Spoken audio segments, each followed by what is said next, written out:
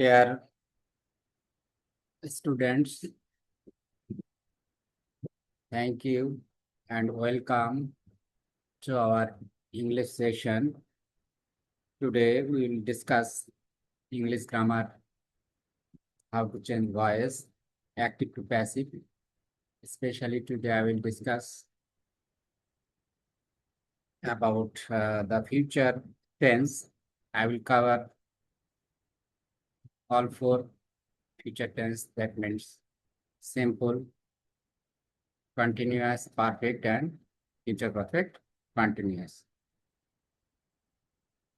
আজকে আমরা আগের ধারাবাহিকতায় টেন্সের উপরে যে নিয়মগুলো আছে টেন্স ভিত্তিক ভয়েসের, তোমরা যদি আগের সিরিয়ালগুলো দেখে থাকো তাহলে এটা বুঝতে খুবই সহজ হবে। আমি সহজভাবে এক্সপ্লেন করব। এরপরে যদি তোমাদের কোনো কিছু জানার আগ্রহ থাকে তোমরা আমাকে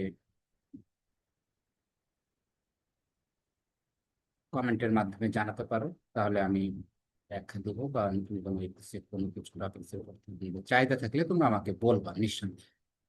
চলো যাই আজকের আলোচনায়, দেখি আমরা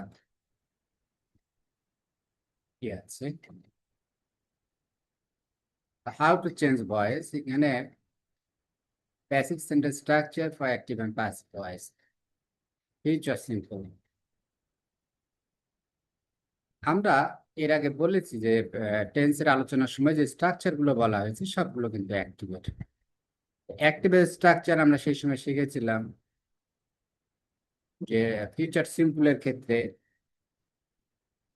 সাবজেক্ট শ্যাল উইল এর সাথে হয় V1, এরপরে অবজেক্ট এক্সটেনশন।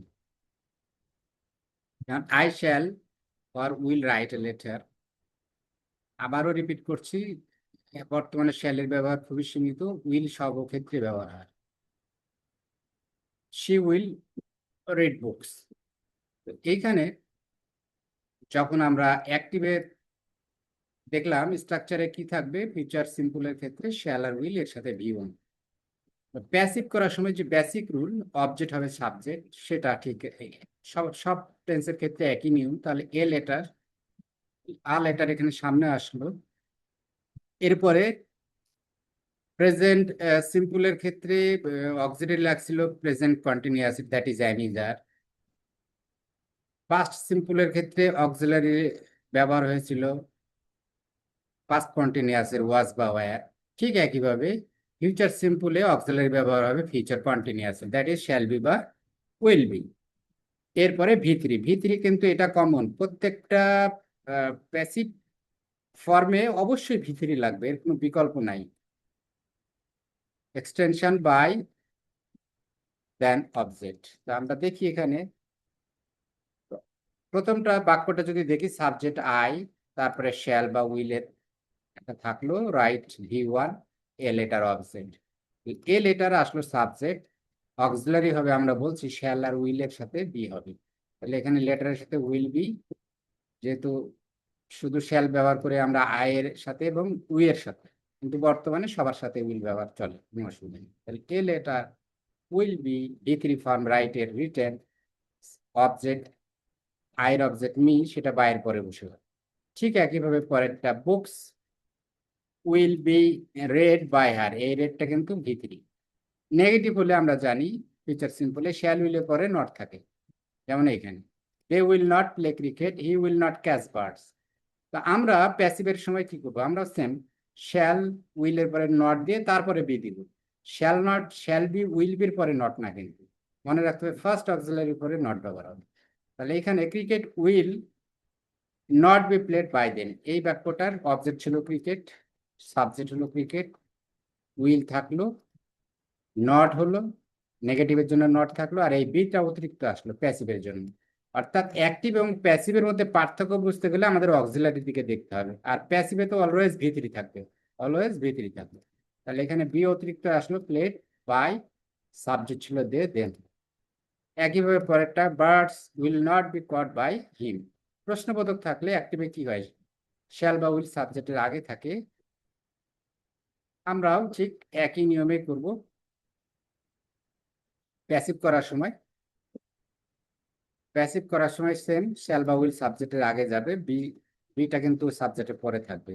তাহলে এইখানে উইল উই প্লে হকি বা শ্যাল উই প্লে হকি, তাহলে এখানে অবজেক্ট হকি, হকির সাথে উইল, তাহলে উইলটা আগে আসলো, দেন হকি হলো, তারপরে অতিরিক্ত বি লাগবে, বিটা হলো, তারপর ভি3 প্লেয়ার, ভি3 প্লেড, দেন বাই, তারপরে উই এর অবজেক্ট আস, প্রশ্নবোধক চিহ্ন। ঠিক পরেরটা তাই, will Karim draw a picture, a picture এর সাথে উইল হয়, তাহলে উইলটা আগে আসলো, দেন আ পিকচার, তারপরে বি, তারপরে ভি3 ড্রয়ের ভি3 ড্রন, দেন বাই, তারপরে ইন্টারোগেটিভ নেগেটিভ হলো একই নিয়ম, সাবজেক্টের পরে নট হবে, যেমন এখানে আছে will we not play hockey, will Karim not draw a picture, তাহলে আমরা প্যাসিভ করার সময় same, will hockey not be played, আমরাও নট দিয়ে দিব, কিন্তু নটটা কিন্তু সাবজেক্টের পরে থাকবে, শুধু উইল ফার্স্ট অক্সিলারি আমরা ব্যবহার করব নেগেটিভ করার সময় এবং প্রশ্নবোধক করার সময়। এইখানে কিন্তু বি বা নট এগুলো থেকে যাচ্ছে। ফিউচার কন্টিনিউয়াসের আমরা জানি অ্যাক্টিভের গঠন স্ট্রাকচার শ্যাল বি বা উইল বি, ভি এর সাথে ING form. I shall be writing a letter tomorrow, or I will be writing a letter tomorrow. She will be reading books. তাহলে I will be writing a letter tomorrow. এইখানে আমরা কি করে বুঝলাম present future continuous tense, এখানে যে shall বা will B, এরপরে ভার্বের সাথে আইএনজি, যে কোনো কন্টিনিউয়াস টেন্স মানে কিন্তু ভার্বের সাথে আইএনজি, আর যে কোনো কন্টিনিউয়াস টেন্সের প্যাসিভ মানে অতিরিক্ত বিং লাগবে। তাহলে আমার এখানকার যেই টেন্স কন্টিনিউয়াসের যে টেন্সের অক্সিলারি সেটাই থাকবে, অতিরিক্ত খালি বিং ব্যবহার হবে। তাহলে শ্যাল বি উইল বি থাকবে, এর সাথে বিং হবে, ভিতরি হবে। যেমন এই প্রথমটা যদি আমরা করি, তাহলে অবজেক্ট হচ্ছে a letter, a letter object, tomorrow এটা কিন্তু অ্যাডভার্ব, তাহলে আ লেটার উইল বি, অতিরিক্ত বিং আসবে, যেহেতু কন্টিনিউয়াস টেন্স, কন্টিনিউয়াস মানে অতিরিক্ত বিং, তারপর ভিতরি, রাইটের ভিতরি, রিটার্ন, টুমোরো থেকে গেল এক্সটেনশন বাই, আয়ের অবজেক্ট মি। পরেরটা books will be being read, books she will be reading books, books will be being read by her, খুবই সিম্পল। নেগেটিভ হলে কি হয়, নেগেটিভ হলে নট থাকে অ্যাক্টিভে, যেমন they will not be playing cricket tomorrow, আমরাও জাস্ট খালি প্যাসিভে যে ওখানে আমরাও নট লাগিয়ে দেবো অক্সিলারি পরে শ্যাল উইল, সেম নিয়ম। প্রশ্নবোধক হলে একই রুল, সাবজেক্টের আগে শ্যাল আর উইল থাকবে, আমরাও প্যাসিভে শ্যাল আর উইল সাবজেক্টের আগে দেব। আচ্ছা, ফিউচার পারফেক্ট এবং future perfect continuous. Future perfect কিন্তু ব্যবহার খুবই সীমিত, এগুলো কিন্তু প্যাসিভ ব্যবহার খুবই সীমিত, এরপরে আমরা শিখছি যে কি আসলে কিভাবে করতে হয়। যেমন এখানে দেখো বাক্যটা, ফিউচার পারফেক্টের অক্সিলারি হয় শ্যাল অথবা উইল, ওর সাথে হ্যাভ হয় আর ভিতরি হয় অবজেক্ট, যেমন এখানে আছে আই শ্যাল অথবা will have done my homework by 10 PM tomorrow, আগামীকাল রাত 10টার মধ্যে আমি আমার বাড়ির কাজ শেষ করে থাকবো।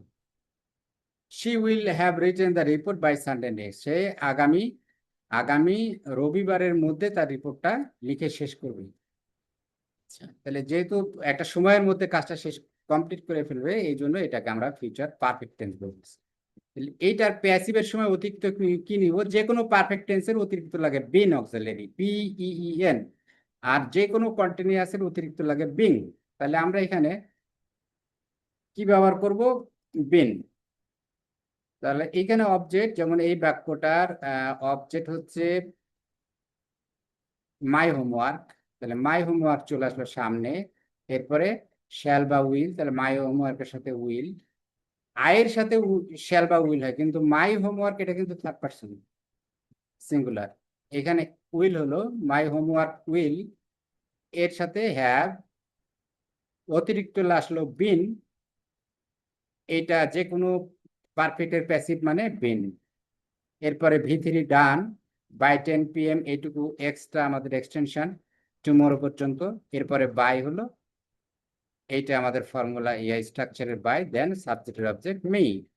ঠিক পরেরটা তাই, রিপোর্ট, দা রিপোর্ট অবজেক্ট এখানে, দা রিপোর্ট সাবজেক্ট হলো, এরপরে will have been written by Sunday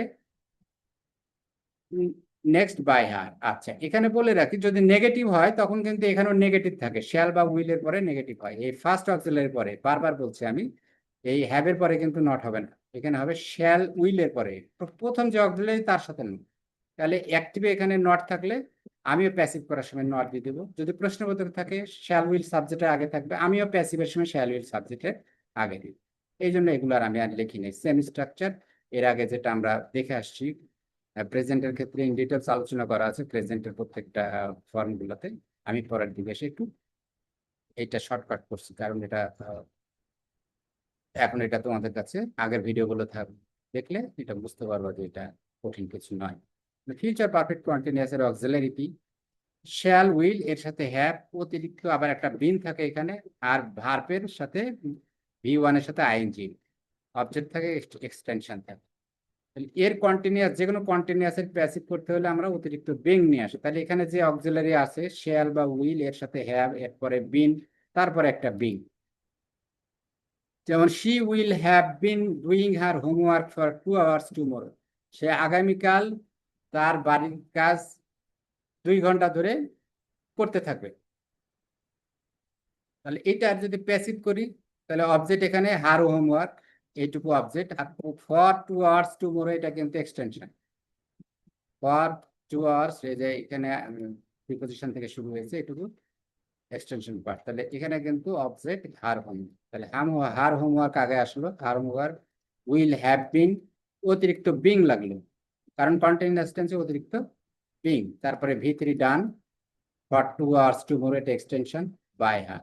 negative থাকলে এখানেও নেগেটিভ থাকতো শ্যাল উইলের পরে, আমরাও এখানে শ্যাল উইলের পরে নেগেটিভ দিতাম। প্রশ্নবোধক হলে শ্যাল উইল ওখানে সাবজেক্টের আগে থাকতো, এখানেও প্যাসিভে আমরা শ্যাল উইল সাবজেক্টের আগে দিতাম। এই ছিল টেন্স ভিত্তিক আলোচনা।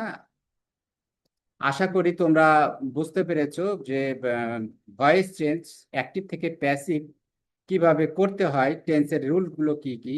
আমরা ইন ডিটেলস প্রেজেন্টের 4টা ফর্ম, পাস্টের 4টা ফর্ম, ফিউচারের 4টা ফর্ম, 12টা টেন্সেরই আমরা রুলগুলো আলোচনা করলাম। বেসিক স্ট্রাকচারগুলো, অ্যাক্টিভের স্ট্রাকচার কি, প্যাসিভের স্ট্রাকচার কি, ইন ডিটেলস আমরা আলোচনা করলাম। তো তোমরা আমার যদি আলোচনা পছন্দ হয়ে থাকে, যদি একটু উপকার হয়ে থাকে তোমাদের, আশা করি তোমরা আমার সাথে থাকবে এবং আমার চ্যানেলটা প্রমোট করতে হেল্প করবে। আমার চ্যানেলে যদি সাবস্ক্রাইব করে না থাকো ইতিমধ্যে করবে, এবং লাইক শেয়ার করে তোমার বন্ধু বান্ধবদের জানাবে।